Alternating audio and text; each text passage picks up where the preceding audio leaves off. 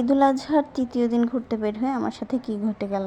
আসসালামু আলাইকুম, কি অবস্থা সবার? আমি আলহামদুলিল্লাহ ভালো আছি। ঈদুল আজহার তৃতীয় দিন বের হয়েছিলাম ঘুরতে, তাও আবার শাড়ি পরে। সেদিন এত গরম ছিল, আগে জানলে আমি শাড়ি পরার কথা ভাবতামও না। সেদিন প্রচুর গরম পড়েছিল, বুঝলাম না এত গরম কই থেকে আসছে।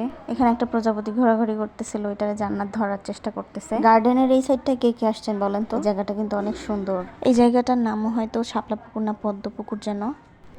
ঈদের দিন একটু বের হয়েছিলাম, আর দ্বিতীয় দিন হচ্ছে আমার বাসায় মেহমান আসছিল, যার কারণে আর বের হতে পারি নাই। তাই তৃতীয় দিন আবার বের হলাম ঘুরতে। এত গরমের মুখোমুখি পড়ে যাবো ভাবতে পারি নাই। হয়তো শাড়ি পরেছিলাম, যার কারণে আরো বেশি গরম লেগেছে। গার্ডেনের জায়গায় জায়গায় কিন্তু এরকম তুফানে হয়তো গাছ পড়ে থাকে, তো ওই গাছে আমি উঠেছি। ছোট ছোট গাছ, তো যার কারণে উঠা যায় আর কি। ছোট গাছ বলতে বড় গাছই, নিচা মানে পড়ে গেছে, যার কারণে আমি উঠতে পারি। তো হাঁটলাম, আমি যেহেতু প্রচুর ঘামাই, পাও ঘেমে গেছে, যার কারণে পাটা না একদম ভিতরে ঢুকে যাচ্ছে। এরপরে আমার জুতাটাও ছিঁড়ে গেল। তারপরে আর কি গার্ডেন থেকে বের হয়ে জুতাটা ঠিক করা হলো। দেন আমরা একটু হাওয়াতে গিয়েছিলাম। হাওয়াতে গিয়ে দেখলাম হাওয়াতেও হাওয়া নাই, মানে বাতাস না। হাওয়ায় যাওয়ার জন্য যে লিফট দিয়ে উঠতে হয়, ওই লিফটেও যেতে পারি নাই, সিঁড়ি দিয়ে উঠতে হয়েছে সেই 8 তলায়। সেদিন প্রচুর রাশ ছিল, যেহেতু ঈদের তৃতীয় দিন সবাই একটু ঘুরতে বের হয়েছে। তারপর আরো সন্ধ্যার পরে তো ওইখানে যেও এসি রুমে হচ্ছে আমরা জায়গা পাই নাই, বাহিরে বসতে হয়েছে। আর জান্নাত ম্যাডাম উপরে এসে ভাবে দোলনা খাচ্ছে।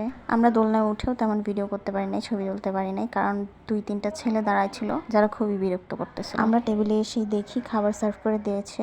দেন খাওয়া দাওয়া করলাম, তারপর পিকচার্স তুললাম। সেদিন ভালোভাবে পিকচার্স তুলতে পারি নাই, কারণ অনেক রাশ ছিল।